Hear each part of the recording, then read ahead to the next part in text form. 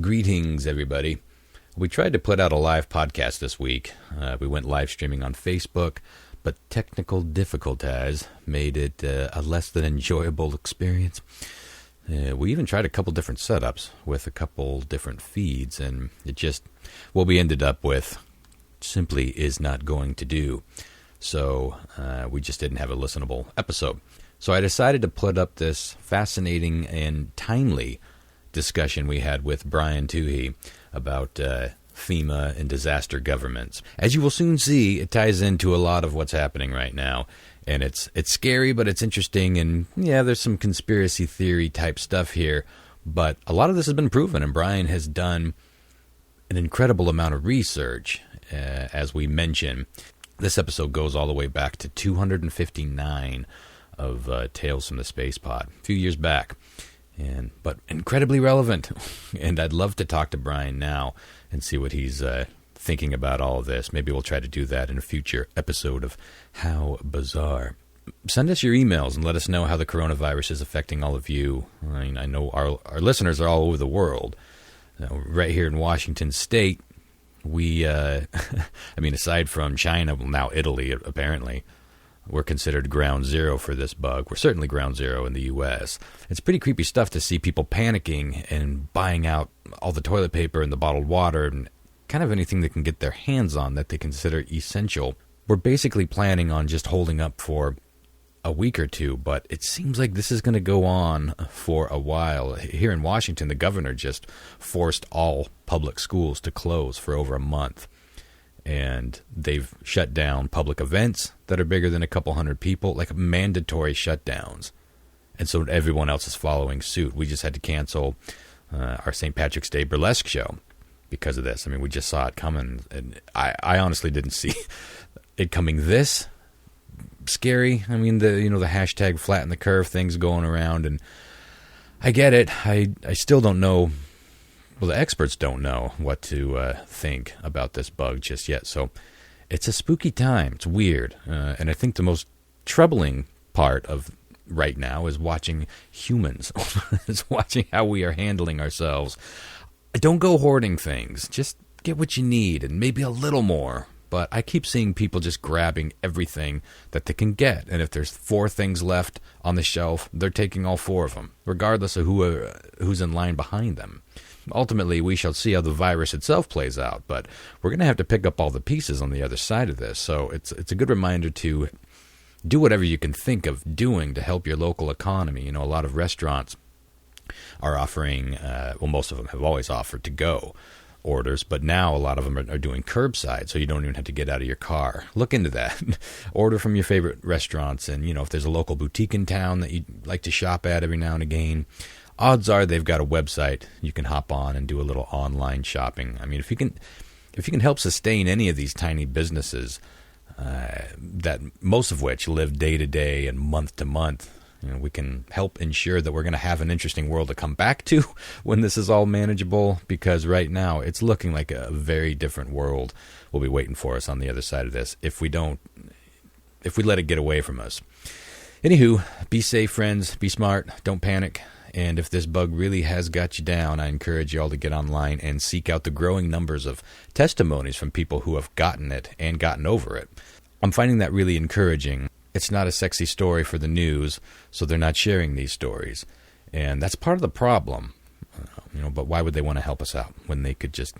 Nothing gets those advertising dollars like fear. Anyway, back soon with more content. Wash those hands, folks.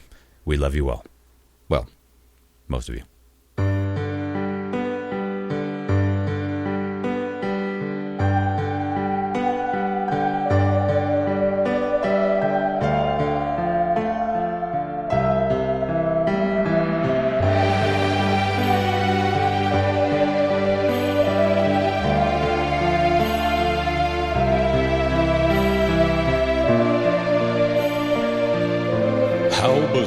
Is intended for mature, open-minded audiences only.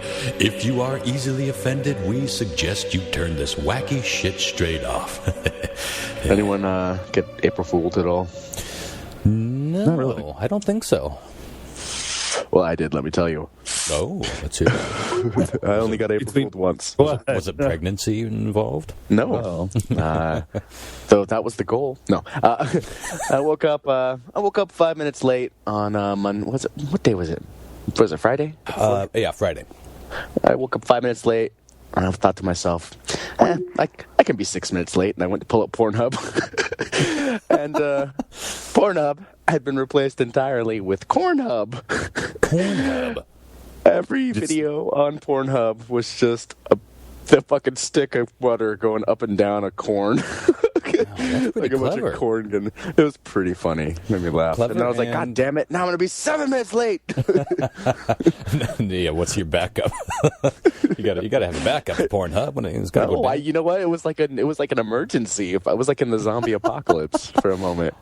Little wake and shake, huh? It got annoying. I had to find the real porn. Yeah. It's like, har. I need it now.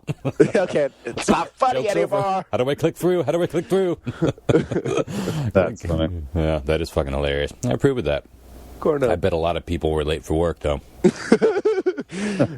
Do a lot of people hit porn before work?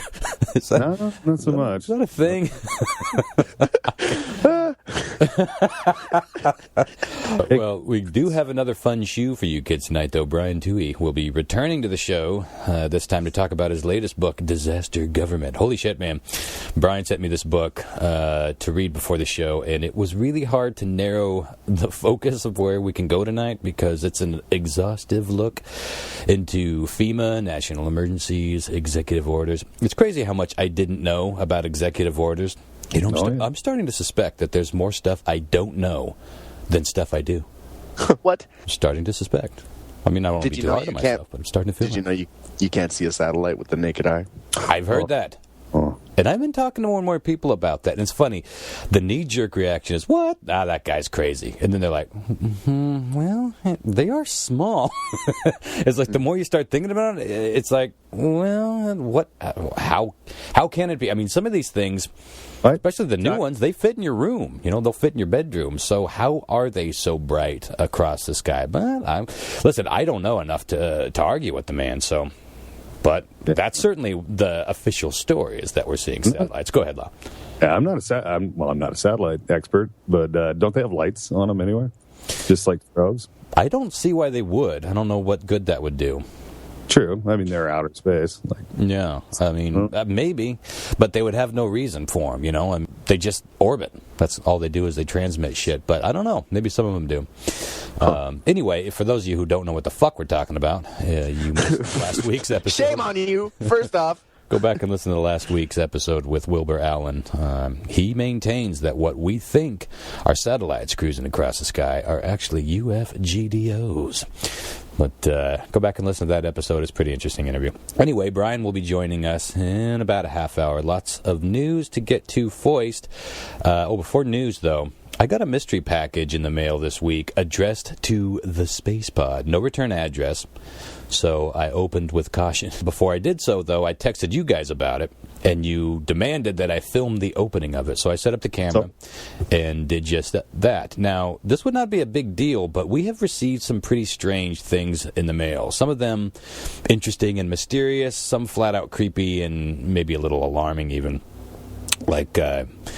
And you know, when you talk about things like aliens and chemtrails and government conspiracies, you can attract some people that have real issues with paranoia, shall we say.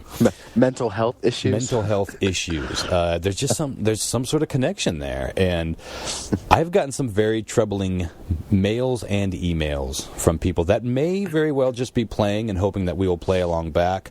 But I tend to err on the side of caution because you just never fucking know. If it's something serious from a deeply troubled individual. And I would hate to offend somebody that is true. Yeah, it's a tricky thing. And you have no way of knowing. So when you get a package that's addressed to the Spacepod with no return addy, I approach with caution. But as I slowly opened in anticipation, I guess first of all I was anticipating white powder, maybe fecal matter.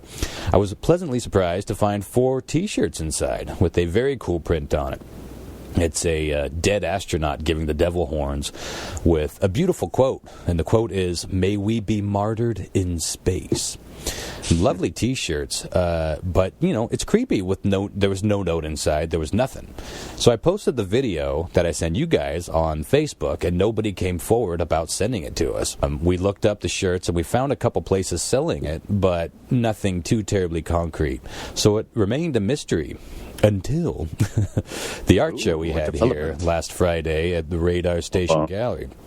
Now, Jefferson Robbins made it over here for the gallery opening, and we were shooting the shit for a while, and he asked me if we had any information on the shirts yet, and I said no, and it's driving me fucking crazy. He said, well, I can tell you who the artist is. Her name is Eliza Gouger. I believe that's how you pronounce the name. And apparently what she does is people submit quotes that they come up with, and she designs a shirt print to go along with that quote, which is a rad idea. And she has some pretty amazing stuff on her website. So I was like, interesting. I wonder who the fuck bought them, though. And he looks at me and says, happy birthday. That sounds about right. It was him the whole time. And I asked, now, why the secrecy? And he said, I thought it would be more interesting. And it was. It really was. So thank you for the sweet shirts. One for all of us, even. Good quality, too. So check out Eliza Gouger. Gouger. I'll post the links to her page in the forum and online. It's long. Describing that a little bit differently on how she does it.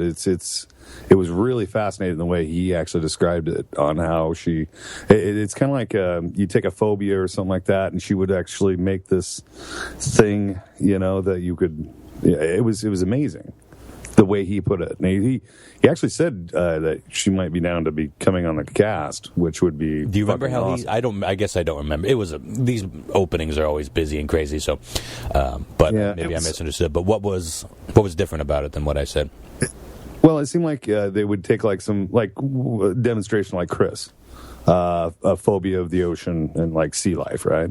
So it was all phobia related. This monitor thing that would with good energy to help Chris with his phobias of water. I don't I did too. Unlike what you fuckers do, Roger. Yeah, a jacket, Smith and Wesson. I don't know that you can put on the wall, and it's pretty cool. I mean, but it's a little more deep than that. That's tough. Yeah, right? I must have not caught that, but it's a fascinating concept either way, and it's a beautiful design. We'll post pictures of that on the Spacepod.uka.com and our Facebook page. But Chris, I maintain that all of your fans and us alike are sending you these pictures and horrible stories about your fears, namely fish and deep water animals, to help you. I think that we are trying to... How kind of you. I'm a big believer in jumping into your fears balls deep. I think that is, honestly, the best therapy. The worst thing you can do is run from them and hide from them. I was listening to Adam Carolla years ago, and Howie Mandel was on the show. Now, Howie is sort of famous for being pretty fucked up.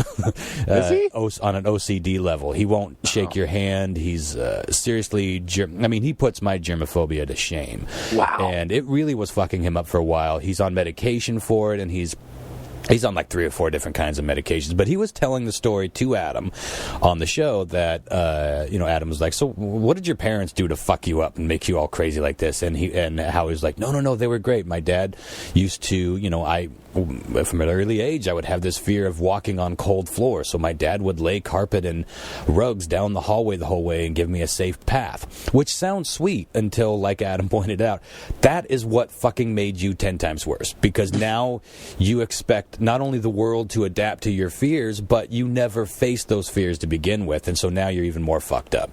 And it was so interesting that Howie just threw it out there like that. Like, no, they were great. They coddled me the whole way. Not realizing what he was saying and not even realizing that he sort of had this accidental therapeutic moment looking back and saying, oh, yeah, well, I had issues and that didn't help it at all. But I absolutely think that staring at those pictures of fish and sharks are going to get you over those humps. I certainly hope so. Because right now it's hurting, Ron. It's hurting real bad. I imagine so. Well, let's get on to a little bit of news. Some scientists have a proposal on how we can safely hide from would-be alien invaders. And finally file this under science we can finally use. Professor David M. Kipping and graduate student Alan Tichy, that's kind of ironic, isn't it? that the professor isn't named Teachy. Anyway, I didn't get that. No. Yeah. They say in a new paper that lasers could be used as a sort of cloaking device to conceal our planet from aliens' prying eyes. I guess yeah, go ahead. Or chemtrails, right, Ron? Or chemtrails, smokescreen. Mm-hmm. Their idea involves bouncing lasers off distant star systems, which may contain alien inhabitants to counteract the light differentiation that occurs when the Earth passes in front of the sun. It's simply an optical trick and, a way to cloak the Earth from faraway eyes. They claim this is no pipe dream, by the way, and they even say that this could be done right now with existing laser technology. Now, if this seems a little silly even to try, remember that a lot of our top scientists warn that the only reason aliens would ever travel here would be bad ones. Stephen Make It Rain Hawking has expressed similar concerns, for God's sake. So it's not a terrible idea to be at least thinking about how we can maybe hide our asses to the cosmos. We have no idea what could be looking at us, but of course, many people and many scientists and world leaders disagree with the notion of hiding like a bunch of pussies and even maintain that we should be broadcasting our existence to the cosmos in an effort to, be discovered. Well, sort of. Well, basically, we're saying we're not afraid and we want to be discovered. I think we've been doing that for the last 3 generations. There's a lot of people that think that's a bad fucking idea. Again, Stephen Hawking was one of them. He maintains we shouldn't go looking for ET because whatever we find will be bad for us. And I don't know what he's basing that on, but go ahead, Lon. How would he say it? That is a mistake. More, honey. Thank you. And this has been Stephen Hawking Theater. Stephen Make It Rain Hawking. There's a T-shirt for Eliza Goucher. Oh, God. Sitting in his chair making it rain. Mm-hmm. Anyway, according to their paper that was published online, emitting a 30-megawatt laser for 10 hours once a year would be enough. That's how quickly we pass in front of the sun, I guess, from outside our own solar system to conceal our transit signal and visible light. But that's comparable, they say, to the amount of energy needed to run about 70 homes over the course of a year. So it'd be a fairly affordable thing to do. But again, many mainstream scientists say that the idea is pointless anyway because it assumes, one, that the aliens are no more advanced than we are and wouldn't be able to detect us through some other means. But anyway, I wanted to know what you guys think about this. Do you think we should hide like little pussies, or should we broadcast our existence and hell or high water, whatever comes? I think if it's the same amount of power equivalent to powering a few houses for a year, mm-hmm. But why not? I don't know. I like the thought of embracing, death. Well, no, it's not necessarily death. I mean, it could be just the simple fact that maybe we were placed here, years and eons ago. Dinosaurs were first, and they said fuck them, and that shit went down. And then, who knows? It could be beneficial to both sides. It could be, amazing. It could be maybe old ancestors. You never know. It just could be anything. I do like the idea that aliens picked us up from somewhere or created us and dropped us off here. But I especially like the idea that they may have picked up dinosaurs from Dinosaur Planet and dropped a few off here. Right? There's dinosaurs in space somewhere, and they are the OG dinosaurs. Let's see who'd win. Fight. And now throw some comments in there and see if Creed can stop them. But segue that to that Jupiter video. Mm-hmm. Well, I feel like hiding is rarely the way to true advancement in any circ. But if we get blowed up by some pissed off space bugs, hiding would sure as shit look like the better of the two ideas. But it's hard to know. It's hard to know what's out there because I'm with Chris on some level. It's like, why chance it? Let's just hide. But I'm also with Lyle. It's like, think of what we could miss out on is what I like to think of. If there is some, even if they're not our creators or we weren't planted or manipulated in any way, they just stumble upon us. And it is that old classic thing, like, we are here to make your world better. You would hate to miss out on them shits by being invisible, and they fly right on by and go help the next planet. But it's an interesting thing to be talking about, I guess. Oh, boy, looking at the clock, let's get to what you guys got for news, and then we'll get moving on to Brian. I found out this crazy-ass Kickstarter. It's kind of actually ironic a little bit, but it's in China. It's part of an amusement park. It's actually a death simulator, and it actually ran itself from a Kickstarter, and that's how it came to life. But you were basically taken inside of a coffin, wheeled into a mocked-up crematorium. Ew. You're actually blasted with heat, and then the light. I guess there's a simulation of a light. So basically you're surrounded in a coffin that's surrounded by fictitious fire, and then once that image is over, there's an image of a womb that is projected onto the ceiling, and the participants must crawl through a tunnel, emerging outside to represent of being reborn. Now, I saw fictitious fire open up for Cool in the Game back in '79. Well, this sounds like more like a crematorium simulator than a death simulator. Oh, this is an amusement ride, dude. Here, I'm going to send you a link. Now, you have to open this up and actually look at these images. And then describe to the audience. I'm glad you said that, because I was just going to delete them. What are you sending them? Through Facebook? Actually, right through our Skype. Okay, what do we got here? Well, that just does look like you're in a coffin. Do they burn you in a coffin? Do they just slide your coffin in there? It seems like a waste of a coffin. I guess they wouldn't reuse it, would they? I mean... boy, that would be something most families wouldn't have interest in. Secondhand coffins. Although at the same time, it seems wasteful. Got to get that bargain. Well, maybe if you're going to be cremated in it, it's like a super cheap pine number. You know what I mean? It's not like the Cadillac. Okay, I've got the virtual cremation thing. Okay, so what's happening there where he's coming out of that white vagina? It looks like is that rebirth? Yeah. Oh, it is. It's rebirth. People can also experience rebirth through a circular hole. Isn't that great? These are Asians, yeah? Yeah. Yeah, only Asians do shit like this. You think once the rest of the world's obsessed with going into them. And tentacles. Hey! You never know when John Mark's going to chime in. Love it. What is the tentacle thing? Because that goes back to ancient times. There are ancient, beautiful paintings of Japanese geishas fucking squid. Where did that start and why, I wonder? And why did it hold? I don't know. It's really weird, though. Suction cups, mainly. I'm not against it. It's not my thing, but it's intriguing, right? It's a very specific... would you even call it a fetish? It's got to be some sort of cultural thing, right? It seems to be, I'm sure there's plenty of Americans that are into tentacle porn, I guess. Hot dog porn. Hot dog porn, yeah. Anywho, well, I don't feel like I would want to go on that ride. I don't know. I have a healthy fear of death, but I don't really have an unhealthy... some people have an unhealthy fear of death where they obsess over it and they're like... They imagine it. Like I went through a phase where I was really obsessed, and I even wrote a short story. The short story is called The Inevitable Outcome of the Man Who Was Obsessed with What It Would Feel Like to be Shot in the Brain with a Bullet. It's quite a title. That's the exact title, and it basically tells the whole story. It was about a guy, and it was semi-autobiographical, who obsessed with that. I wonder what that initial feeling... Of course it wouldn't last long, and would it last even long enough to register as pain? It seemed like there'd be a little tiny pinch and then lights out.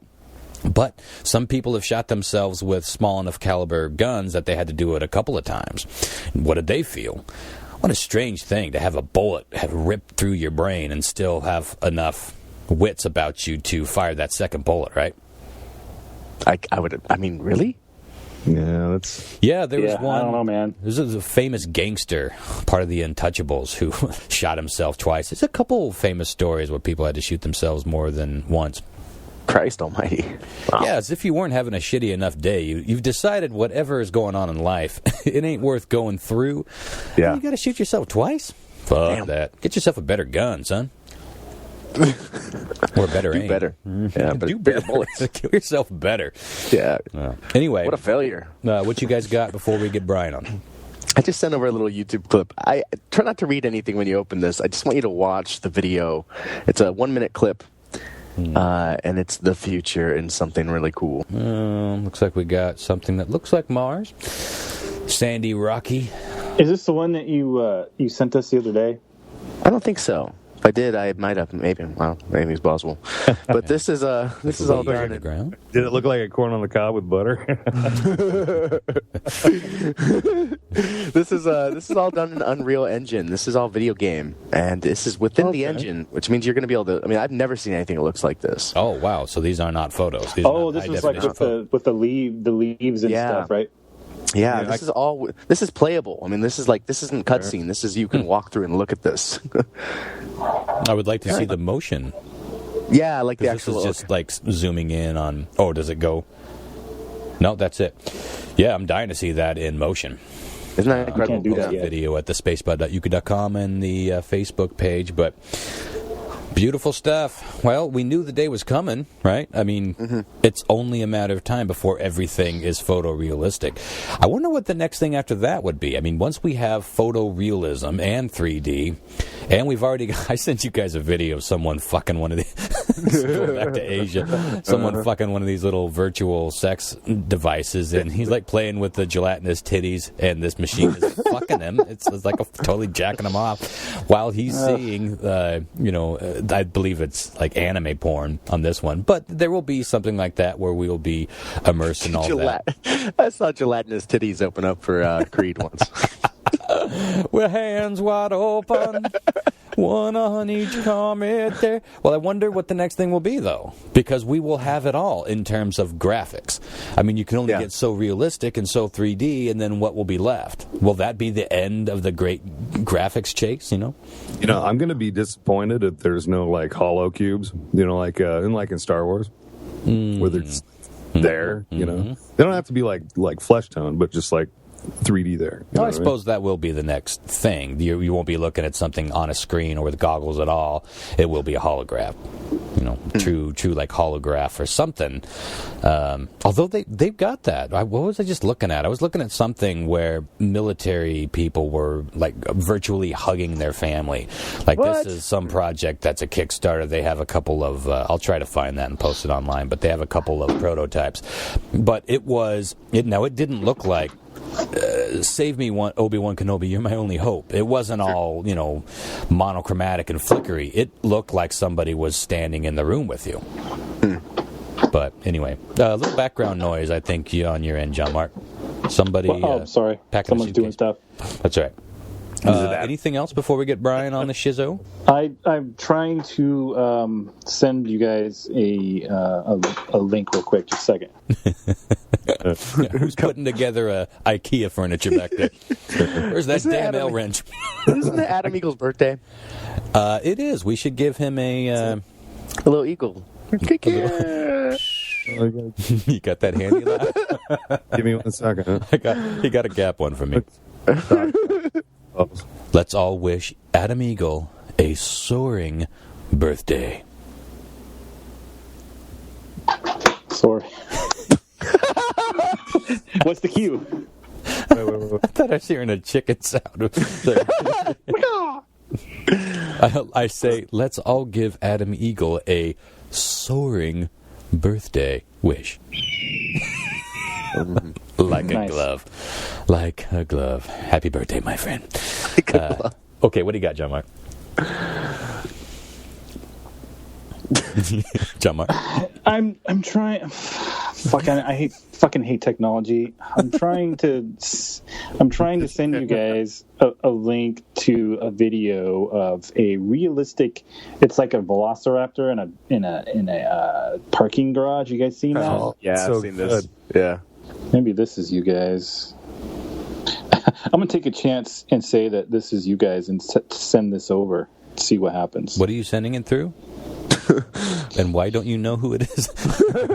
Why is it us? Because I'm using multiple devices. I'm using my iPad to send this, and because that's where I have it saved. And so this is a picture of you and your girlfriend having sex. Is that what you wanted? Well, damn it! I sent the wrong thing. Okay, I've not seen this. So this is. Oh, it's great. Yeah.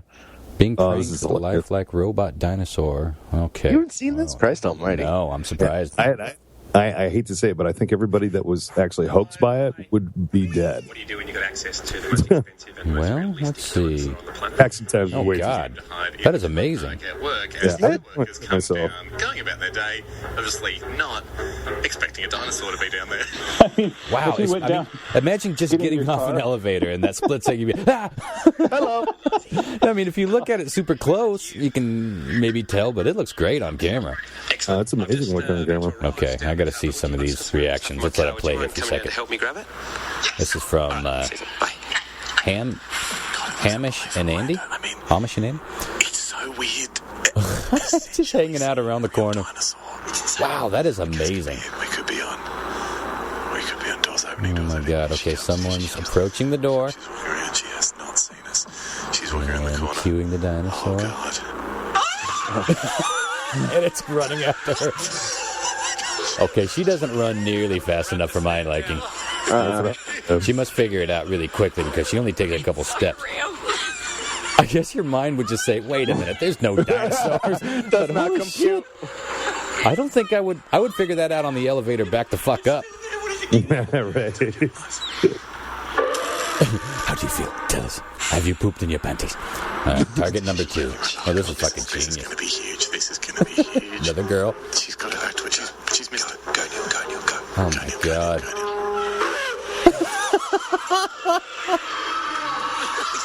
Okay, see, none of these people are buying it too terribly long. I guess if you look at the legs, that's the dead giveaway, but holy shit. That's fucking hilarious. I don't know how I feel about it. What is it? All right, let's watch them one more. Oh, here we go. Here comes the one. I could watch this all day. Here we Though. go, Josh. Oh my God, Josh is going to... Is that Josh Homme?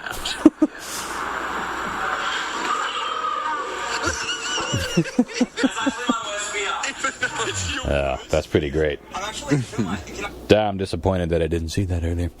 Disappointed in my friends for not sending me them shits online, son. Right, what the- That would get me at least... Boy, I don't know. It's hard to say how I'd react. Well, think about it. If you're walking from Comic-Con, you're in a parking garage, you get up in the elevator, you go out to your car, and right before you get there, you saw something like that. Well, You know? see, Comic-Con, I would probably be like, oh, okay, what do we got here? What movie are they promoting? But if you're just coming out of work... Tuesday night. Yeah, exactly, in like some business park. Holy shit, you would not be expecting a dinosaur. Wenatchee proper.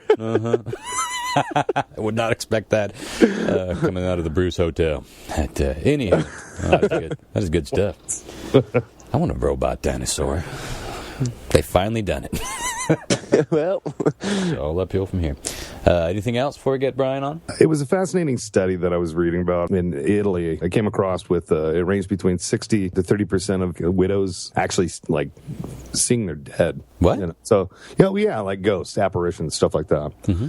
And it all involved with either seeing visions, voices, smells, the deceased. But I thought it was fascinating because in this study, and it was actually the University of Milan in Italy that they came out with these numbers, and that could be simple as like say like you passed away, right, and like Leah was walking through the house and smelled like your cigar smoke, Oh, yeah, I see what you're saying. Yeah, I've talked to, it's fucking tragic shit, but I've talked to people that have lost their children.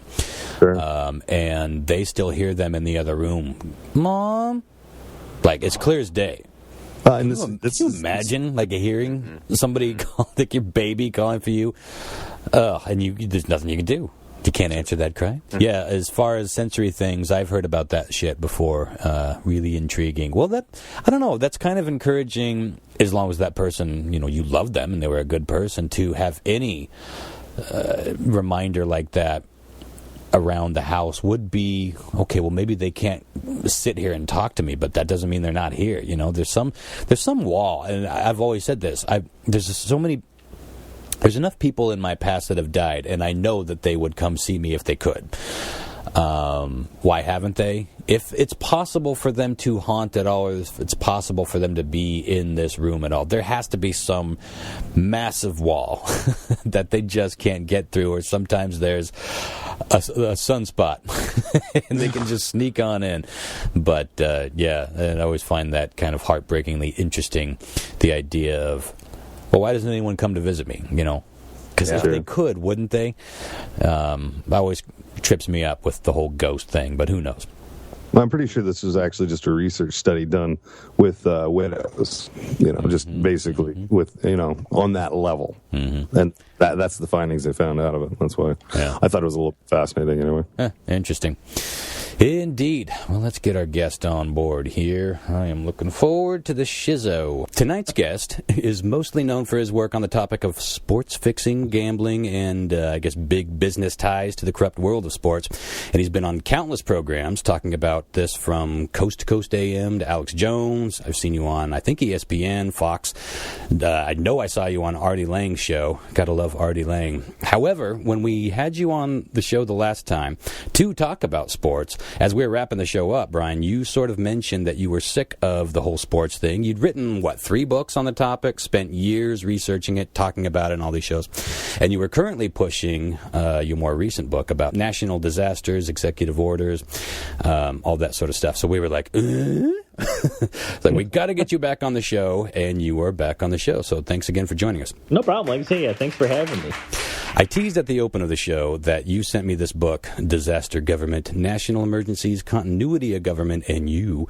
And after reading it, I knew it would be a challenge for me to try to focus this interview into a tangible path for our listeners, because there's so much to this. And by the way, you're a terrific writer. I'd never read anything from you. I'd heard dozens of interviews with you, but never read anything. And I knew you'd written books before, but that doesn't mean you can write. But the book is brilliantly structured, and I want to try to kind of follow that structure, obviously just scraping the surface here. But let's start off by talking about executive orders themselves. I have to admit, I felt really ignorant reading the first part of the book, because I had no idea. I'm going to be honest. If you had asked me how many executive orders had been ordered since the inception of the country, I probably would have guessed 50. And holy shit, I really knew nothing about this part of our government and this part of U.S. history.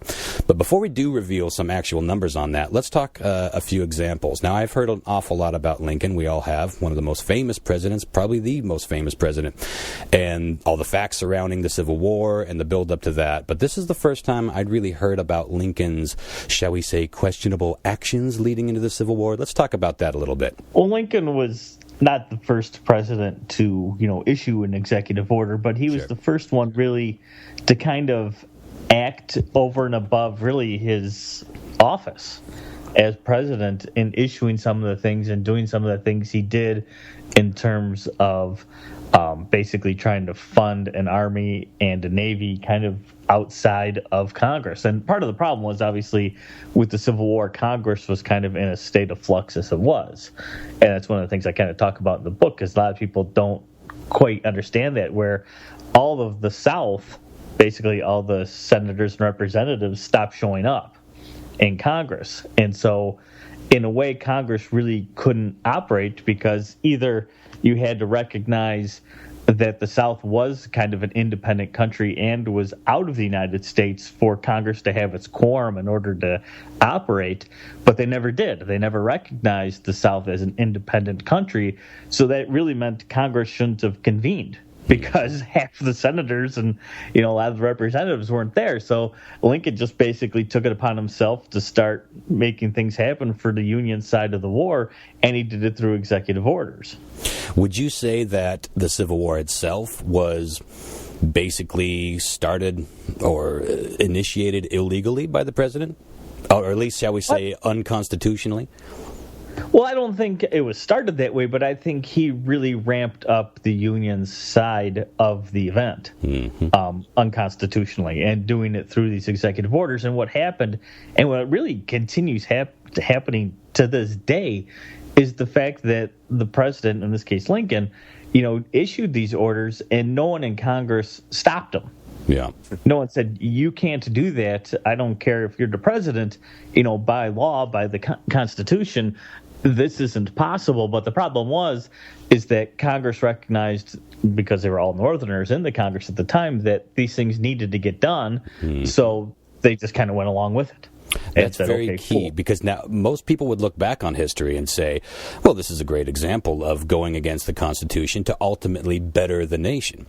I think most people look back and say, well, yeah, I was on the northern side, I was on the Union side, but you don't really paint a picture of Lincoln as someone who necessarily cared ultimately about slavery as much as maybe some other things, as illustrated, by the way, by his own phrasing of the Emancipation Proclamation. Well, yeah, I mean, in the Emancipation Proclamation, he basically still labeled slaves as property. Mm-hmm. And, almost the spoil of war in a certain extent, too. I mean, really, and a lot of people, I think, because of, I think of our education as children, we always basically learned the basic idea of the Civil War was to free the slaves, and really it wasn't. It was to preserve the Union. And in many ways, what the southern states were fighting for were states' rights. Yeah. And who holds the power in this country? Is it the federal government, or is it should be in the states' hands? And slavery became this key issue amongst it. But it was really about, okay, we as a state say we should be able to do this. The Constitution doesn't forbid this, so why can't we do it? And that's really what I think the Civil War was about and what it was fought over. And you can really almost tell, because from the moment the Civil War ended, the federal government's power grew, and it's continued to grow up until today. Mm-hmm. Pawns of war. Well, I want to talk about the numbers because I'm sure this will blow the minds of many. It's more than 50 kids. I can't wait to talk about FDR. But approximately how many executive orders have been issued since the birth of the nation, Brian? I don't remember the exact number, but it was in the tens of thousands. Tens of thousands, yeah.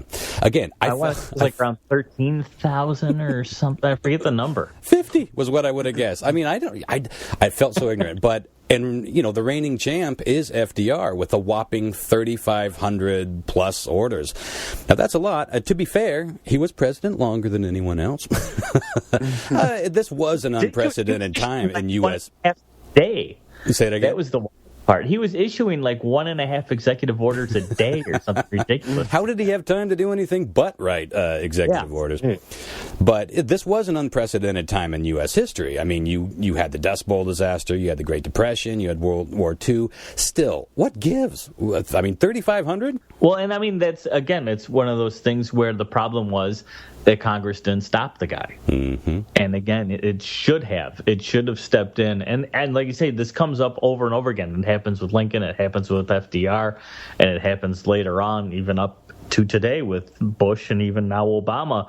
The Congress has not tried to take back the power it rightfully should have, and instead has allowed the president in a way to govern through these executive orders, which really aren't laws.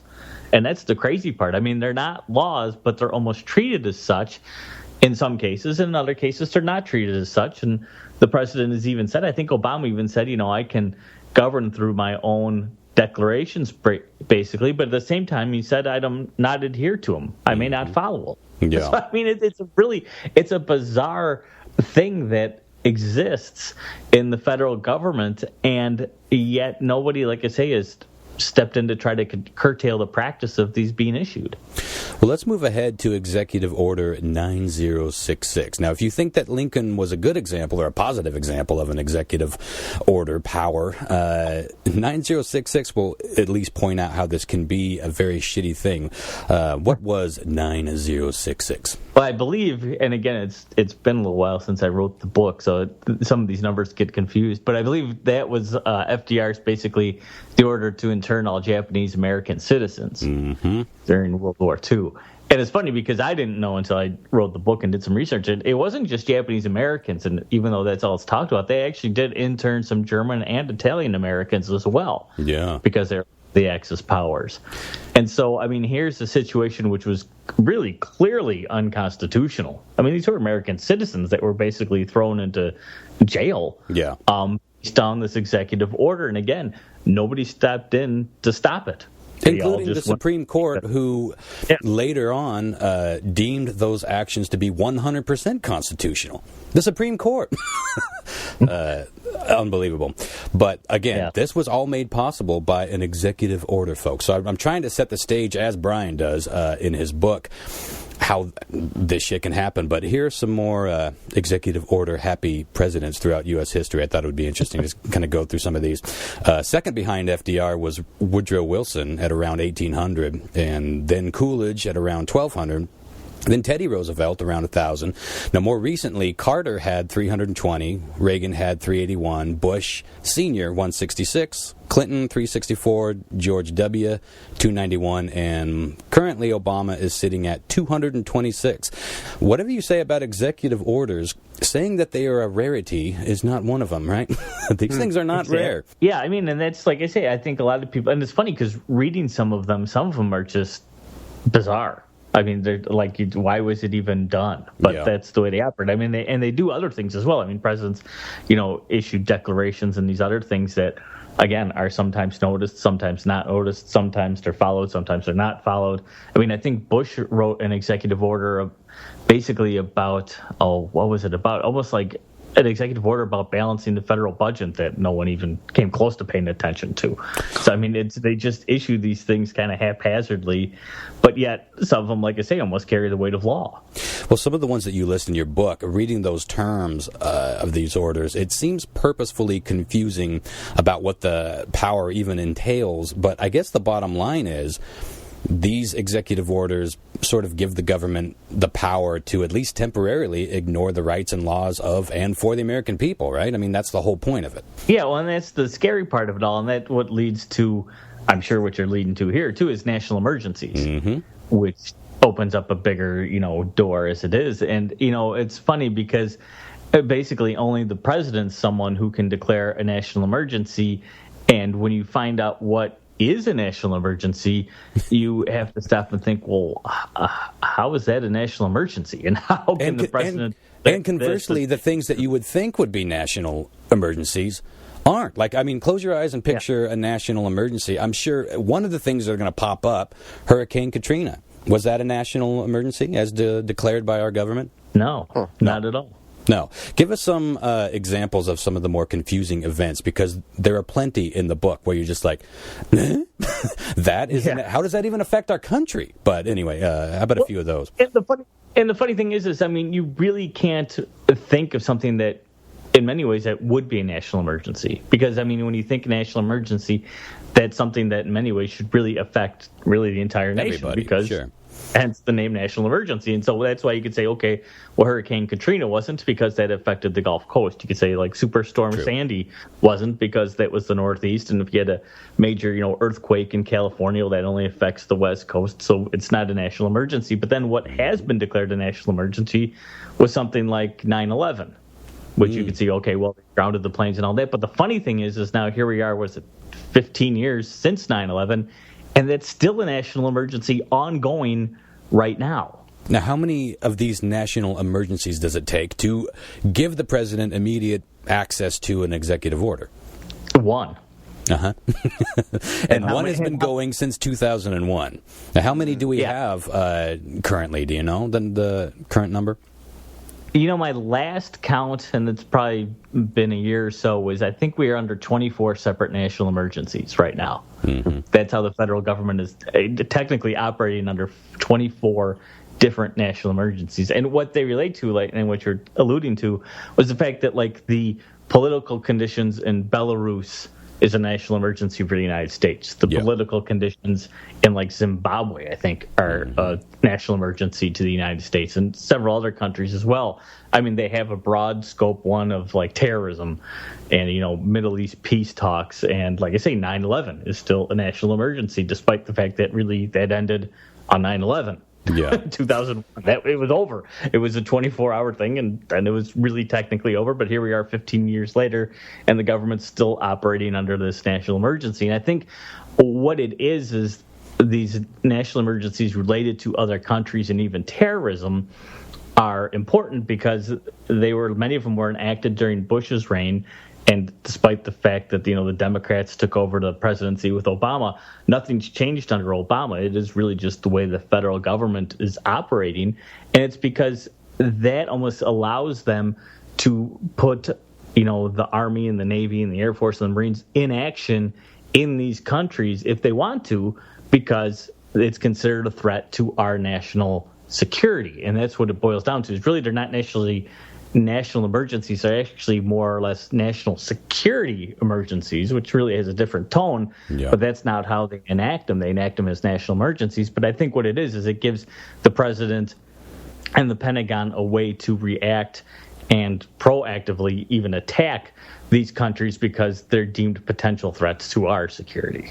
It's awfully convenient, and when you were laying out some of these examples and the inconsistency of what constitutes declaring a national emergency, this is where I threw my book down and looked up at my cat and screamed, "This is bullshit!" And like most of the tomfuckery that the government pulls, it's so obviously bullshit. But I still know that a lot of people will be thinking, okay, it's scary that they can do this, but after thousands and thousands of these things being issued, the government has never really used them to take over the American people or do anything too terribly egregious, although I think many Japanese Americans would disagree with that last part. But, you know, a lot of people will be thinking, why should I be so worried about this? I mean, they're not taking us over, they're not throwing us all in jail. Why should I be concerned with this? Yeah. Yet is the key word, I think, for a lot of people. Well, what was and that's what it is. It harkens back really to the Cold War. And what it is the government, in the fear of having a nuclear war or nuclear attack against us, it started all these plans and contingency programs to basically protect, supposedly, the country, but also mainly protect the government and the people who were running the government at the time in case of a war. And so the government gave itself all these powers, and that are wide-ranging. I mean, it involves, rationing food, water, energy. They can control your car. They can control your means of transportation, the waterways, the skyways. They control everything, basically based off a national emergency. So in essence, when you have these 24 national emergencies right now, in essence, if Obama wanted to, he could pick any one of the 24 and then enact all of these draconian ideas that were based on the 1950s in a nuclear war, but actually officially enact them today and literally take over the country in almost like a coup, but do so perfectly legally just based off of one of these 24 national emergencies. Right. So it is worth at least thinking about. Even if you again, if people hear that and think, well, but he hasn't yet, it is a yet situation. I really do think it is just a yet situation. But you mentioned in the book that we don't really think about nukes that much anymore, at least the general population, and I totally agree with that. The average Joe certainly doesn't, but we fucking should. I mean, how many nukes are in America right now? Do we even know? Thousands, right? Yeah. Oh, yeah. And I mean, even despite the fact that we have these treaties, I've heard just recently, actually, that Obama supposedly actually increased the number of nuclear warheads the federal government had in its possession rather than lessening the amount, which is what the treaties, I think, are supposed to say. But I think what they are is they've created these more tactical nukes, which fall under a different, heading in the peace treaties or whatever they've signed in the past. Yeah. So, I mean, there's tons out there. And a nuclear war is still a very viable and frightening fact that we live under that cloud, and it's never going to go away anymore. Yeah, well, it's funny because I grew up in the 80s, and even then it was still all Cold War-y and shit. And I mean, we had Red Dawn, we had Rocky IV. I grew up being terrified that we were going to get our asses blown up by a nuclear war from them damn Ruskies, But it seems like around the 90s, people just stopped talking about it. And, from time to time you would hear about something, these suitcase nukes or the dirty bombs, but not much else. Well, it's funny because I grew up in the 80s, too. I mean, I was born in the early 70s, and I remember even getting in our house, basically evacuation plans. Yeah. Whereas if the government told us, the bombs are coming, here's where you need to get to and to get out of the way. This is 30 years after duck and cover. Not long ago that this is a real thing. Yeah. And that's all gone away. I mean, people don't talk about it anymore. Well, let's jump ahead to FEMA. When and where did FEMA come from, and how did that affect the way national emergencies are handled? Well, FEMA's an outgrowth of a lot of this contingency planning, again, from the Cold War era. And what happened was the federal government built all these little independent agencies to handle a wide variety of things, be it a flood, an earthquake, even nuclear war. And under Carter in the late 70s, he put them all together under this heading of FEMA and said, okay, we're going to have one organization that runs all this stuff and can respond to whatever problems the country has. And what became an instant problem with FEMA is he put in there's basically almost like 3 different areas within FEMA. One was like the military arm that came out of almost like civil defense from the 1950s and 60s. And then there was kind of a more response effort from like national disaster type of things. And then there was a third arm that was really scientific in terms of research and development and how to prepare and respond to these things. And the 3 sides never got along. And then he would never really put in the right head of FEMA to control things and figure out what to do. So FEMA's been a consistent screw up for the 3 decades it's been in action, because they've never really had a good head of the agency to control all these different branches really within it and really create an effective response plan for any type of emergency that they have. Yeah, for an agency that has been set up for basically one specific overall job, they do seem to suck ass at it. Well, and finally, I mean, they have had actually the recent guy, and I forget his name. He came from, I believe, a fire protection background, and he instituted an idea which really was one of the first guys who started FEMA had, was basically, look, if we have a terrorist attack, or if we have a flood, or if we have an earthquake, or whatever disaster befalls the country where FEMA is needed, we really just need one response plan. And that is basically the people who are in trouble need food, water, and shelter. Mm-hmm. And everything else is kind of secondary. We just need response plan to get to that and get that to the people in need. But in between time, there was a whole thing where they had guys who were, running military operations under FEMA's heading and rounding up, hundreds of thousands of illegal aliens who they thought might storm the borders from Mexico. I mean, they had all these crazy plans and ideas that were just totally outside of FEMA's realm, because some of these guys treated FEMA like a military agency, which it wasn't and never meant to be. Right. Well, we all expect the government to have contingency plans if shit goes down. The emergency relocation sites, as you say in the book. Do we have any proof that there are actual bunkers around the country in case shit really goes down? Oh, totally. Oh, yeah. I mean, there's one you can visit called the Greenbrier that you can actually go through and tour. And there's others that are known. I mean, there's like Mount Weather and there's Raven Rock. And the funny thing is, to me, is the fact that these are known, and that these are known to be not just underground bases, but literally underground cities. I mean, one of them, I forget which one it was, where, I mean, they talk about how it has its own, like, street lights, and it has a reservoir, and it has, its own power station, this, that, and the other thing, where it's basically a city. But the fact is, if I could find out about it, and anybody doing, an internet, search could find out about it, that means obviously our enemies know about it, which makes it really completely ineffective. So that means they could be decoys? Yeah, well, that means they had to have built other ones that are out there that no one knows about. Sure. Because there's three in Washington State. There's 3? Yeah, where we live, yeah. You been to them, Lyle? No, there's one up north, one on the coast, and then one, I think, kind of by the Dalles. They're FEMA camps. Yeah, what about the FEMA camps? Did you look into those much, Brian?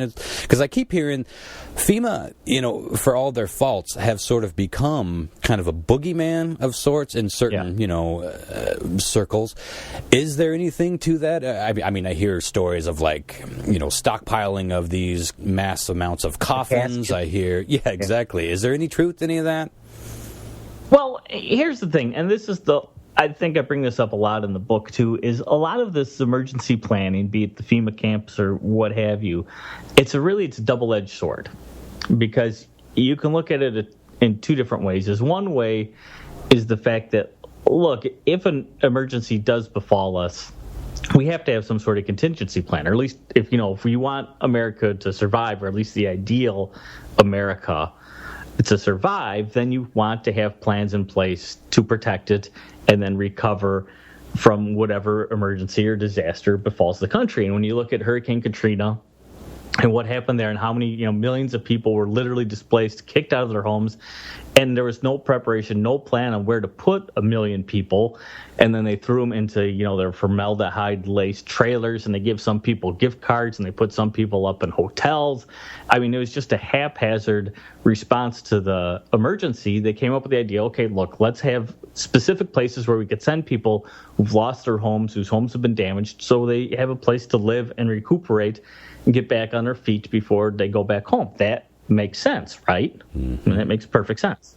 But at the same time, these plans and ideas and the laws that are behind them, if you read them with a certain thought in mind, as many people I think have with the FEMA camps, yes, it's a very true possibility that the way the laws are written and the way the government has built some of these contingency and continuity government plans, there are literally plans in place to round up tens of thousands of people who have considered dissenters basically to America and lock them away in these FEMA camps. Mm-hmm. So it's one of those things where, you know, and you could go through a lot of things with these continuity government plans where it's like, well, wait a second. On one side, this does make really good sense, but if you want to interpret the law slightly, and not, you don't have to twist it too much, but if you want to interpret it slightly different, it raises a whole different boat of questions that makes you think, well, who are we protecting? Who are we trying to save? And what exactly is going to happen if something really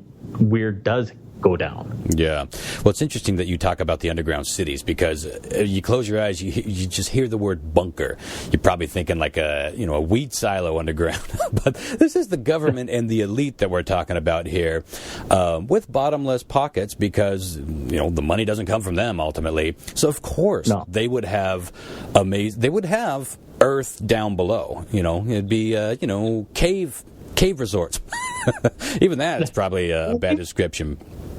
Well, and like I say, these places that have come to light, they don't sound, like you say, to be like, living in some ritzy hotel or resort or something like that. I mean, they do seem kind of be bare bones operations. And what it's made me think about is the fact where, again, let's say, there is a nuclear war or some sort of major attack or whatever in the United States. Well, if you want America, the country, to live, in many ways, you do have to protect the government, right? Because those are the people who are going to be able to get to the military, get our response in motion, and that sort of thing. So you do have to save them. But at the same time, you don't think about the fact, well, the guy I'm electing president, whoever it may be in this next election, or maybe the woman gets elected president, is that the person you really want to represent this country and be the one that we save over and above everyone else? Right. You know what I mean? I mean, to me, that's changed the way I think about government, because in many ways, those are the people who are going to be saved. Those are the ones who we're going to put the most energy, money, and response into protecting. And are those really the people we want saved? That's really interesting. I would like to see an election happen out on a raft. And, you have different people from different walks of life, and you can only save one or two, and you just pick the ones that are worth saving. And those are our presidents. I kind of like that way of thinking.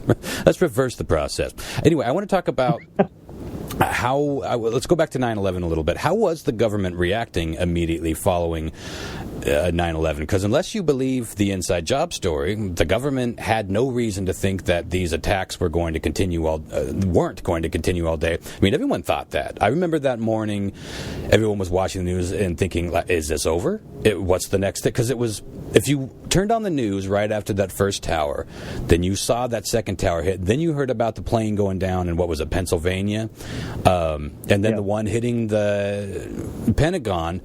It seemed like, okay, this is the first wave of a whole day of attacks. So let's say that the government, it wasn't an inside job. We'll ignore that theory for a moment. And what was going on post 9/11, or while that was happening? We all seen the footage of Bush, reading to the kids, but everybody else, were they scrambling at that point?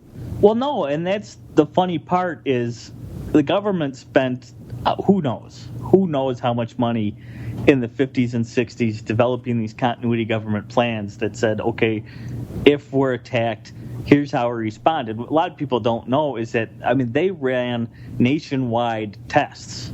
They called them Operation Alert, where literally the people would bug out of Washington, D.C. From the president on down to these secret locations.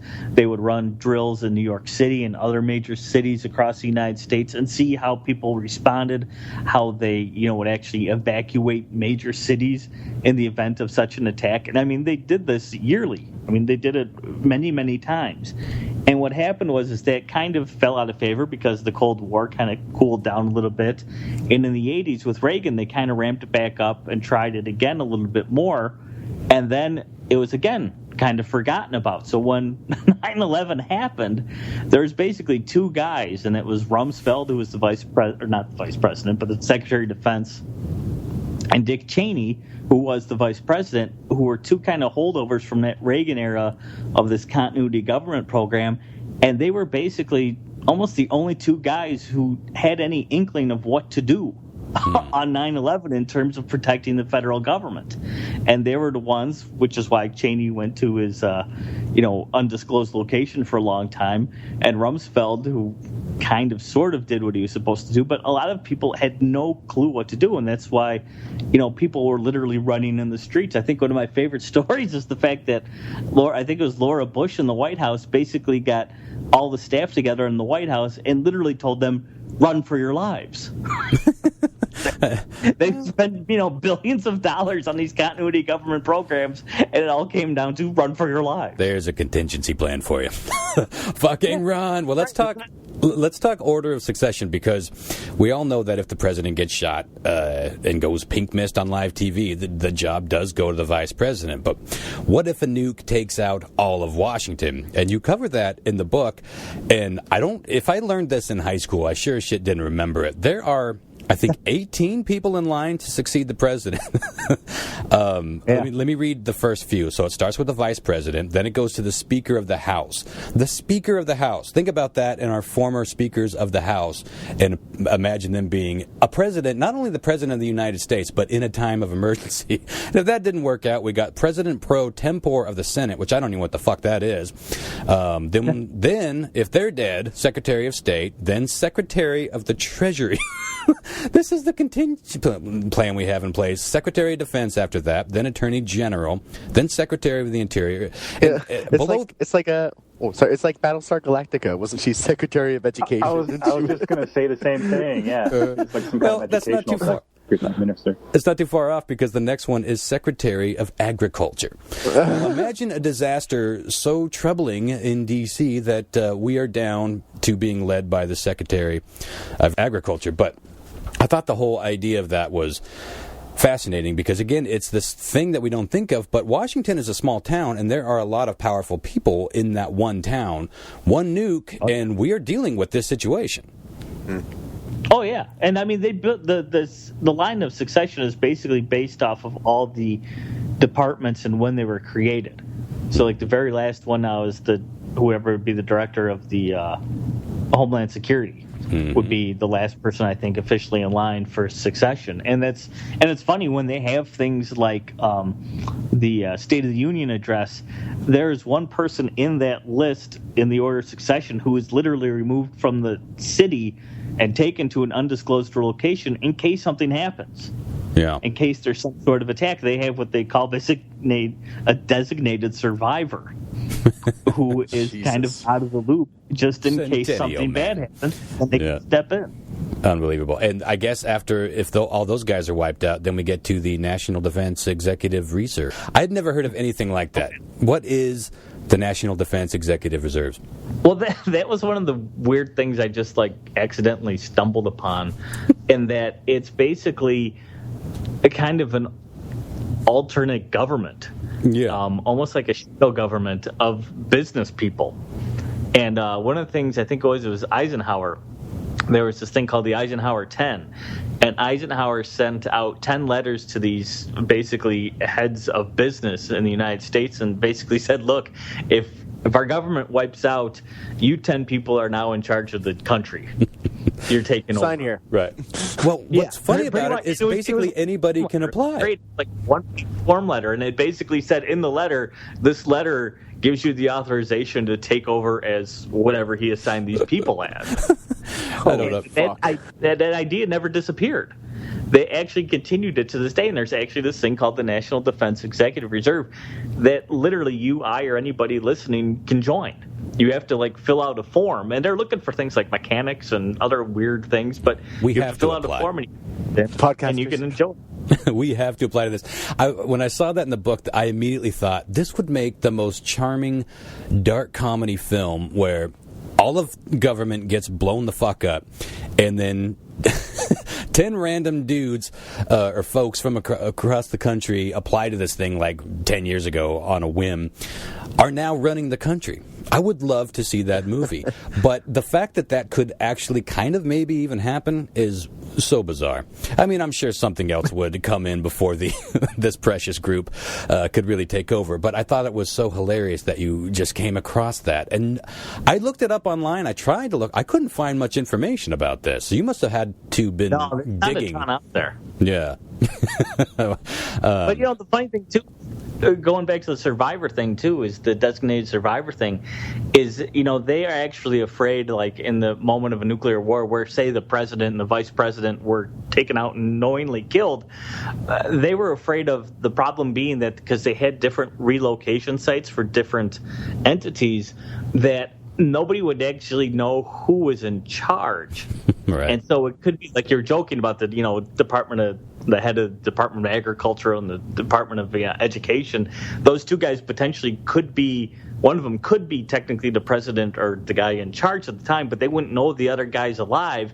So they weren't sure who would necessarily be shooting out orders and who may be, ordering retaliation, and could be doing so and not actually be allowed to do it. But he did it anyway because nobody else knew who else was alive. Right. So there could be all kinds of really just crazy, screwy, orders being thrown around by guys who weren't in charge because nobody knew who was alive or dead. Again, there's some great movies in there. Someone has to write a script about this.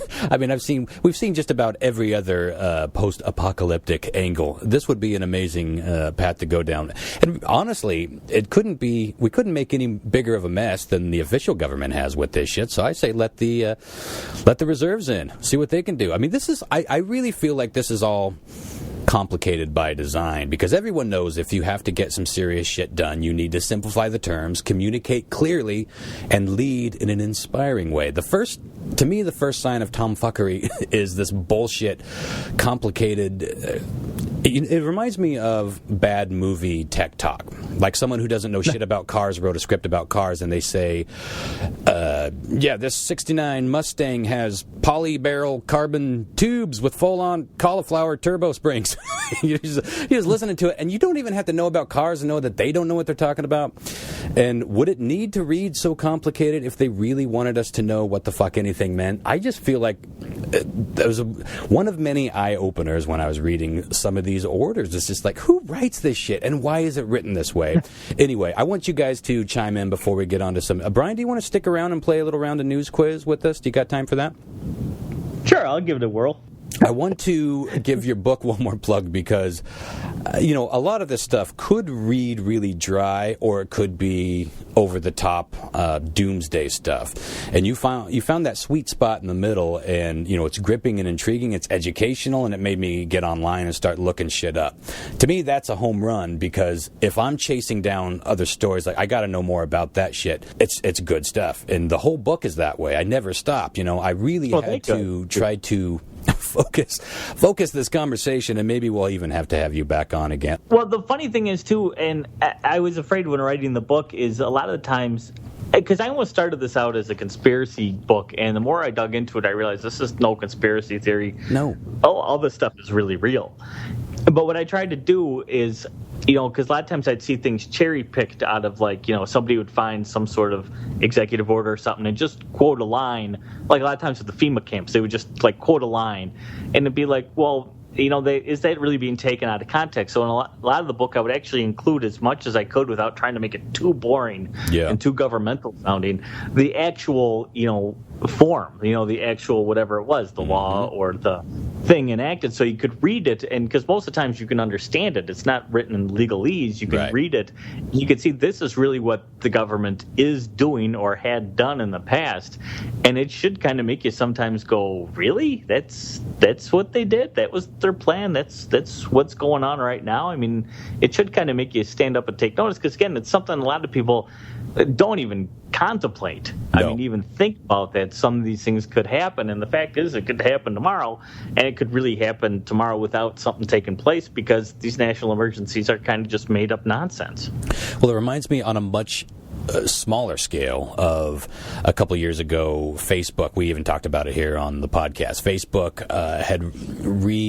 when they brought out the Messenger app, everybody was freaking out because if you really read the terms of terms of agreement or whatever, you would see that you were basically giving Facebook permission to access your microphone and your camera anytime they wanted for whatever reason they wanted. I mean, it's right there. They worded that exactly that way. And then people came out and said, well, okay, what they're going to do with that, they need, let's say that you want to, use your microphone to ask, like you're asking Siri something or do something. And it was explained away like that. But that doesn't change the fact that they could. You have agreed that they could. That's the fucking point that a lot of people didn't seem to get with that story. It's funny because I just saw that story getting recirculated today, heading in this podcast. I thought that's kind of a perfect tie-in because we don't read the terms of agreement. Am I saying that right? Sounds funny.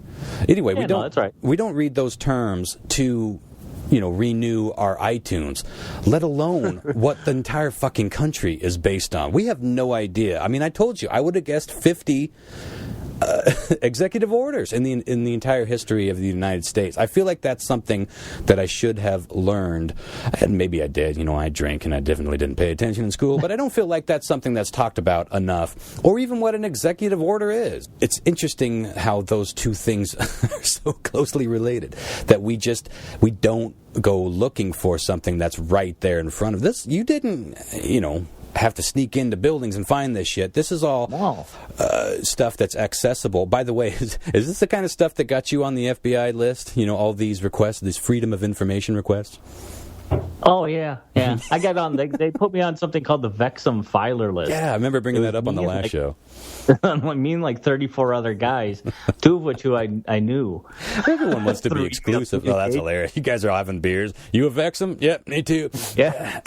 Well, the funny thing was, too, is writing this book, I did some Freedom of Information Act requests to U.S. Northcom, which is basically the army that's stationed in the United States, believe it or not, which is the first time that's happened since the Civil War. Mm-hmm. And I'm not exaggerating, about 6 months ago, like 5 years after I made the request, I finally got a response. Right on it. That's hilarious. We're going to get like little Easter eggs for the rest of your life. Something's going to pop up like, oh, yeah.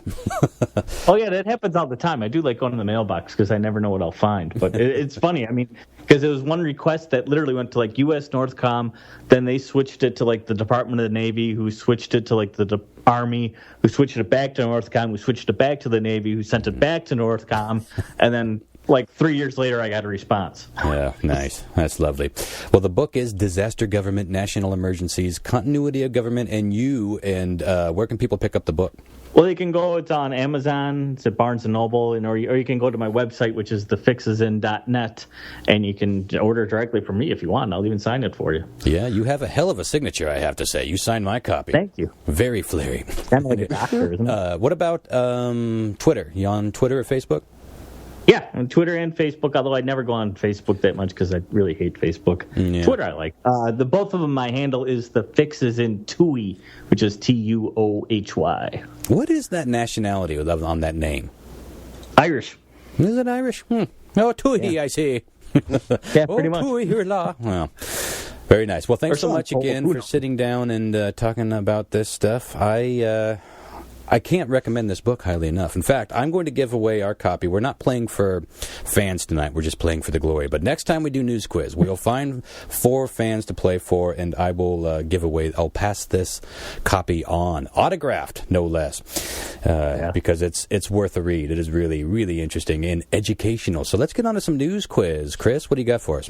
All right, I got the standard for you. 4 questions. The order you're going to play tonight. Ron, you'll go first. John, Mark, you'll go second. Brian, we're going to slide you in the number 3 spot there because I really like listening to analyzing happening. Lyle loves to analyze his answers. Yeah, it's just too good not to put him right at the end there. Okay, it's a thing to behold.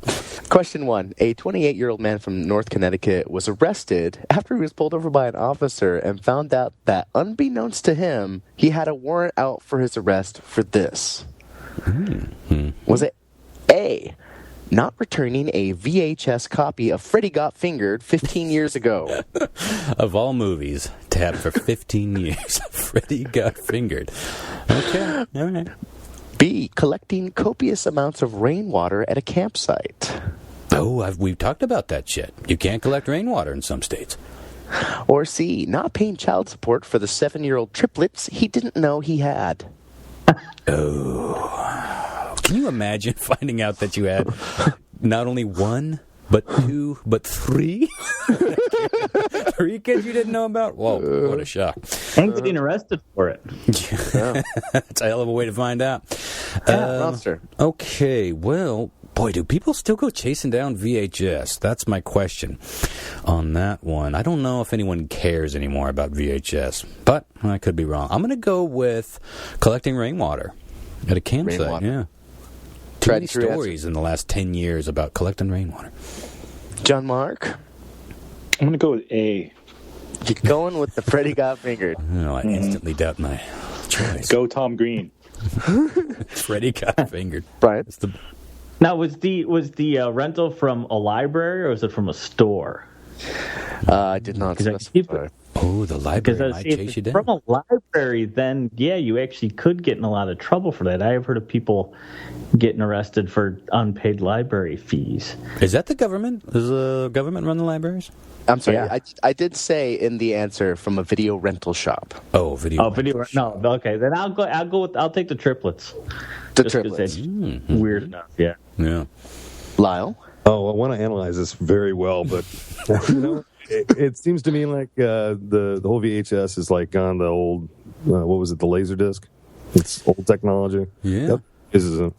The rainwater is a big deal. I know there's some. I think Oregon is a state that you can't, or you get in trouble. Yeah, well, we keep hearing stories about that, yeah. But I'm going to go with triplets because I could see if you had kids. I know some fucking weird stories due to people that went to the military.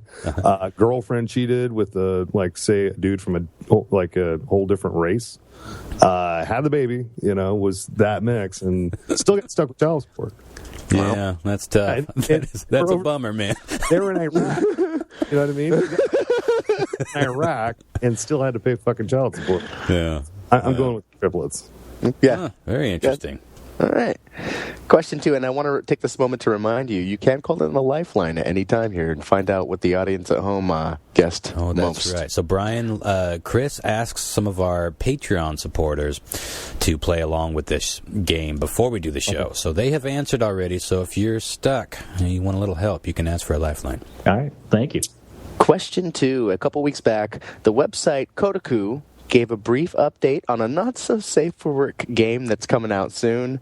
In this game, your main focus is to do this. I don't know why I always have a fucking story about this. I apologize, but I don't apologize at the same time. Never apologize. It's not corn on the cob, is it? It's not Cornhub this time, Lyle. No. Cornhub. Is it A, game about motorboating unexpected busty women?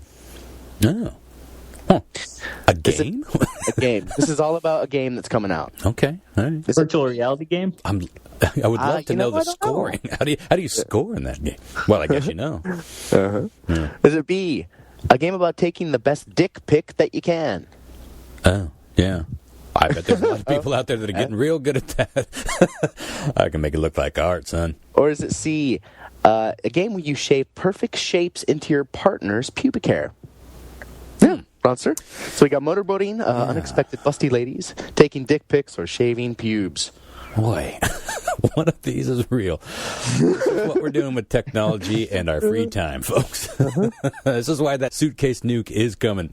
I don't see the scoring nature of motorboating, and let's see. I'm sorry, B was what again? Taking the best dick pic. Dick pic. Yeah. I can see. I'm going to go with C. Shave perfect shapes into your partner's pubic hair. Yeah, I imagine that to be like Operation. Like Pubtionary. I play a game of Pubtionary. When you shave, you gotta charade. John Mark? There's lots of games with things where you have to take pictures. Like Beyond Good and Evil. You guys play that? Mm-hmm. Yeah. Yeah. lots of photography, some other games. What's that one with you have to take pictures of the ghosts, right? Fatal Frame. I think what you're saying is going with motorboating. No, exactly. That would be an Analyles. So you're going with the dick pics. No, I'm going with A. Oh, well, you did sort of analyze it. Yeah. Because no one wants to see that, but the motorboating, I can see how that would work somewhere, especially in maybe Japan or something. John Mark's got a point. I don't think there would be a lot of market, because most girls I talk to aren't crazy about dick pics, and I know most guys aren't. So, We got the expert now, Ron. You got I'm getting them daily, yeah. Okay, Brian. Well, see, I remember in an early internet era, there was a website that was called Rate My Poo.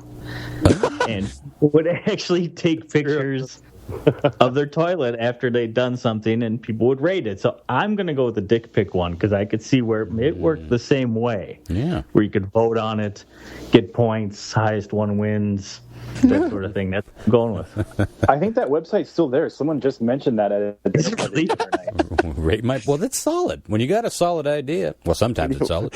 And when you've got a solid BM. I like the idea that I would get. I'm fine with a good, crisp, clean turd, but when you get into some other troubling things, I couldn't do that. You know? Oh no! But I mean that so reminds me of like just being a 15-year-old dude, and you know your buddy gets out of your bathroom and is like, "Dude, seriously, you got to come see this shit." That kind of takes me back to yesterday. That old times. Low. I'm going to go with the, I think it's A. The Motorboating. Motorboating. Mm-hmm. Yeah. Gotta go with them boobies. Yeah. It's a video game content thing, so I'm just... if it's a timing thing, I could see the scoring. I'm tripped up with, although all of it, I guess, I'm tripped up with the scoring. This next question is it involves Steam. Steam is the online marketplace that Valve has put together for video games. Super popular if you're a PC gamer. Everyone uses Steam. Lau, you can attest to this, I'm certain. Yes, sir. Yes, sir. All right. Question 3. A 16-year-old found a flaw in Steam's digital gaming platform and tried to warn Valve about it for months, but he got no response. So he made a 45-second game where you get to do this and then published it to Steam without their approval, like showcasing the flaw, basically. Like, look at this fucking game I just made available on Steam. Oh, I like it. What was the game about? Was it A, watching paint dry? Yeah. B, you watched a cat clean its butt? Yeah, I play that game 5 times a day, son. Or is it C, you watched his middle-aged dad struggle on the crapper? You just see this guy, like the newspaper dads. Dear Jesus. Yeah, that day's coming. That day is coming. Wow, this is a complete guess. Well, I will go. Yeah. You're right, boy. Would they know this though? Our audience is. I think there's a lot of gamers out there. I'm going to go with the audience. Let's hear what they say. 67% of people went with watch a cat clean its butt. Ooh, see now. They could be just leaning that way because there's a butt in it. Or a cat. Both very popular online. I'll go with them, though. I'll go with watching a cat lick its butt. Okay. Close to home. Joe Mark? I feel like I should know this. Like, I've heard this story, but I can't for the life of me recall. So I'm going to go with A. Paint dry. Yeah. By the way, I don't know how you do that, though, but, you know, I use Steam all the time. You might be surprised, but I've probably downloaded 20 games from Steam.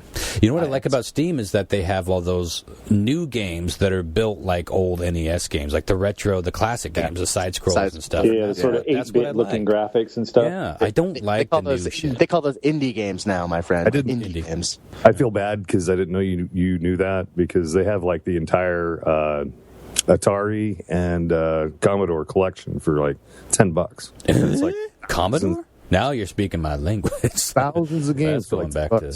Well, I'll have to look into that. Yeah, I haven't been on it in a while, but anyway. Brian. I actually agree. There's a lot of interest in cat videos, for some strange reason. Mm-hmm. So I'm going to go along with the cat butt idea. Yeah. Because I really hate the idea of someone filming his own father having that issue for 45 seconds. It just hurts. Oh, and it sits so soundly with me. Well, it's funny because they're all three grounded in reality, but that one is too real. Too real.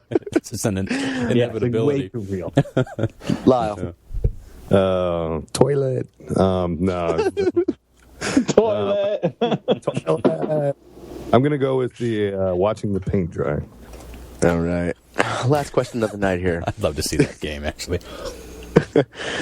Question 4. According to the new study that was posted in the American Journal of Human Biology, getting multiple tattoos in your life can do this to your body. Is it A, give you a stronger sex drive? Yeah, you wish. You wish, Chris F. Hart. You get that 8 a.m. corn hub calling, Ron. So B, fight depression. Huh? Well, whatever makes you Or is happy. it C, boost your immunities. All positive. Wow. John, Ronster, start us off. Yeah. I'm sorry. Remind me real quick. A. Give you a stronger sex drive. Okay. I'm going to go with B. I mean, I think anything that gives you a little bit of boost, a little bit of self-esteem, that could help your depression, at least a little. Yeah, sure. Okay. John Mark? I have to say that since I started getting tattoos, I have become a less depressed person, but I'm going to go with C. Immunities. All right. Have you gotten sick less? I never get sick anyways. I've got the fucking constitution of a bull. Yeah, you've only I been think sick it's like once since I've known you, and it was pretty mild. I think it was probably partly to do with being raised overseas in a third world country and traveling all around the world. You know what I mean? Yeah, that's like the inoculation for life. Mm-hmm. Okay. Brian? I would lean towards C as well. If you get poked with a needle that many times, isn't that kind of like billions of, like inoculations? Little flu shots. Little hepatitis C shots. Or is it just lead to autism then? Or I don't know. I'm not sure. But I'm going to go combination. That's funny. I didn't even think of that angle on it. That's interesting. I'm dying to know what the answer to this one is. Yeah, I'm twisted between A and B. It seems like, for the sex drive thing, the chicks love tattoos, bad boys, all that good stuff. Mm-hmm. But the same sense, fighting, the depression thing, I could see that too, because there's a lot of positive tattoos that have been out there, like say burn victims that have been mutilated, whatever, and have tattoo over and made themselves feel normal again. So I'm gonna go with B. Oh, there's no question that a tattoo can really do wonders for somebody's confidence, and it's good for it's a good conversation starter. A lot of shy people have prominent tattoos. Maybe somebody else will walk up to them, start a conversation. Yeah, I could totally see that. All right, let's go over the answers. See how you all did. I will tell you this right now. One of you got every single one right. And one of you did not get any right at all. Unbelievable. Has that ever happened? I don't think that's ever happened. I don't know that it has. Wow. I am fascinated to see where this goes. Question 1. A 28-year-old man in North Connecticut was arrested after he was pulled over by an officer.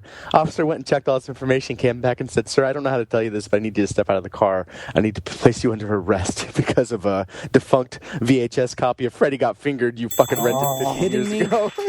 Even the officer apologized. He's like, I think it's ridiculous, but you have a warrant out for this, and I'm bound What fucking company is even still alive to go after him?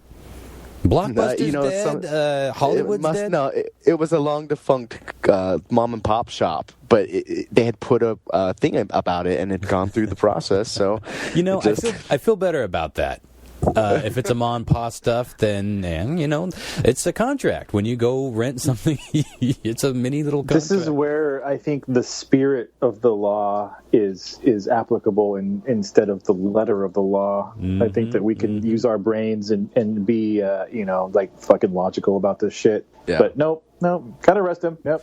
So what is stupid? I had a buddy once who rented a video game from a shop like that and forgot about it and went back to rent a movie 3 years later, something like, you owe us like $225 for this video game. Shit. Did he? He never brought it back. And the guy's like, my buddy's like, it's a $30 game. He goes, I'll give you $30, but I ain't giving you $225. You insane? The guy's like, man, I just want my game back. Can you give me my game back? No, that's how it should be. The fine should be, look, motherfucker, just bring the shit back. It should be a threat. But so what is this guy charged with? I assume that they kind of cleared everything up when they. I think that they did probably exactly what John Mark said. He had to take him down, and I think that they cleared it all up at the station for something so silly. A minor fine, probably. Who knows? Yeah. I'll see if I can get a follow-up. Maybe we'll get him on the show. Get him on the show. Got to talk to somebody who's had a copy of Freddy Got Fingered for 15 years. What did you think of Freddy Got Fingered? Fucking loved it. Watch it every day for the last 15 years. Worth it. Worth the warrant. Every time I think this is the night, he's actually going to get fingered. John Mark got that correct for a point. Boom. Uh-oh. Question 2. I guess we have our answer, don't we? Well, congratulations, John Mark. Well, let's see how the rest of this plays out. A couple weeks back, the website Kotaku gave a brief update on a not-so-safe-for-work game that is coming out soon. In the game, your main focus is to take the best dick pic that you can. Oh, interesting. Wow. Oh, John Mark didn't get that right. Huh. Oh? Wait. Yeah, it's because he went with because I fucked him up. And right. He went with A. He went with the motorboating. So, but guess who did get that right? Brian. Yeah, he did. He got it right. Well, now I don't know what to think. You didn't know I actually already played that game, so. I'm an expert. We hear clicking in the background. Yeah, I've actually been playing it during this pod. Some of us have been known to play video games during the podcast. John Mark. Anyway. No response. Sorry, doing really good at Gallagher. I'm at a mini boss. Right now. Hold on. Hi, Corey. John Mark, come on, bro. Come on, baby. What do you want? What do you want from me? Question 3. A 16-year-old found a flaw in Steam's digital gaming platform. Tried to let the Valve know about it. They would get no response. So he made a 45-second game where you watch paint dry and submitted it. I'm the one that got nothing right, aren't I? Just tell me now. Well, I think time will tell here, Ron. On question 3. John Mark and Lyle got that correct. Last question here. According to real happy for him.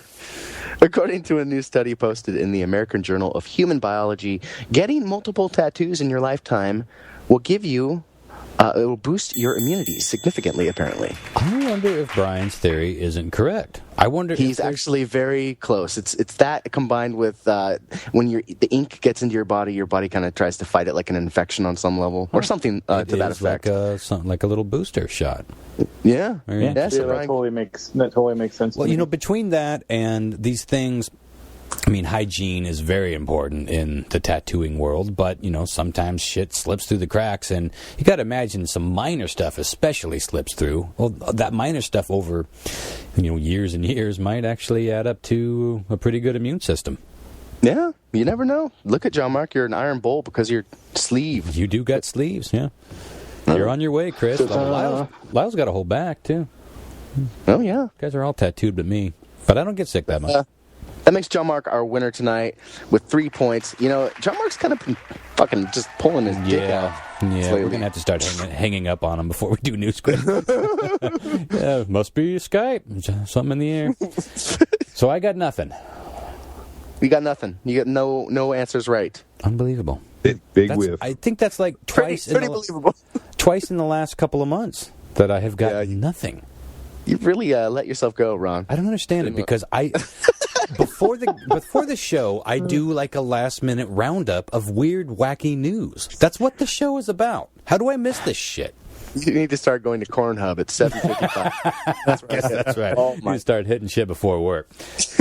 Well, congratulations, John Mark. Well, next week, let's get back to playing for our listeners, and the prize will be this excellent book, Disaster Government. And do check that book out.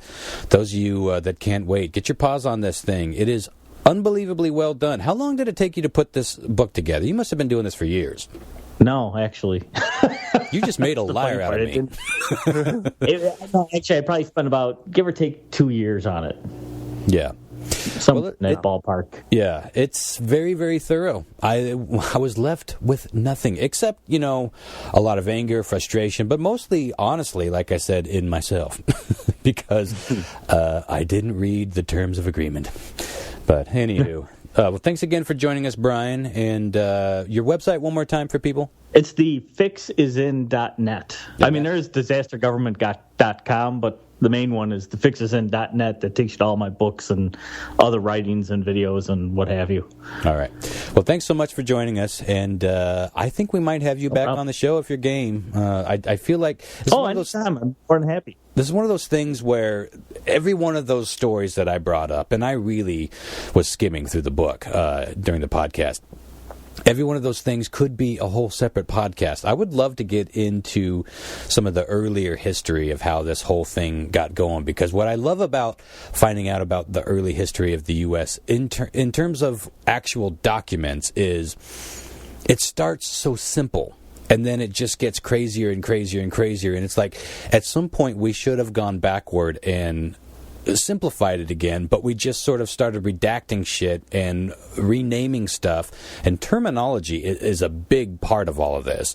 The ever-changing terminology, and positions change, and agencies change, and responsibilities change. It's just this never-ending clusterfuck that never really gets fixed. We just kind of keep making a new branch of government to do something else. It never really gets simplified. Yeah, and that was the hard part of writing the book, was untangling all that. Yeah. Trying to figure out. Sometimes some of these agencies did the same things but overlapped in times of existence, and you'd be like, well, who was doing what and who was doing where? I mean, some of these times it was frustrating sometimes trying to figure all that out, but I did the best I could with what I had. But yeah, it's amazing how much that terminology does play a role in everything. Well, in the government. It's a great read, and it's good to have that stuff all right there in front of you. And again, in a very interesting, easy to read structure. Thanks again, Brian. And for the rest of you, Ron at boringfilms.com. Send us your show ideas. Keep sending me those nude pictures. I do need more dick pics, gents. Brian, let me fill you in on this. I own an art gallery here in Washington State, and we're doing a show on nudes. And it's amazing. I've been asking for people to send me their nude photos and, saying they can crop it out. I'll pin it up on the wall. We want it covered with nudes. We're going to have nude paintings, nude sculptures, even nude models in the gallery. I've probably got 98% female nude pictures being sent to me and almost no dudes. It's a fascinating thing. See, we're already getting some sort of statement from the show, and it hasn't even occurred yet. But Ron at boronfilms.com, send me those photos, and the spacepod.yuku.com. Join the discussion, or find us on Facebook. We will be pulling from, I believe, the people that are going to get a shot at Brian's book off our Patreon list. So if you do find us on Patreon, if you can chip $1 a month, whatever you can help out with, that'd be awesome. We'd love that. And we have some very exciting things in the works. I know we've been teasing about this for a while, but exciting things in the works, exclusives for our Patreon Patreons, I guess. Is that what they're called? Patrons? Yeah. Patreon patrons. Sure. More on that very soon. Until next week, we will be talking about 9/11. Thanks, guys. See ya. See y'all. Thanks. Bye.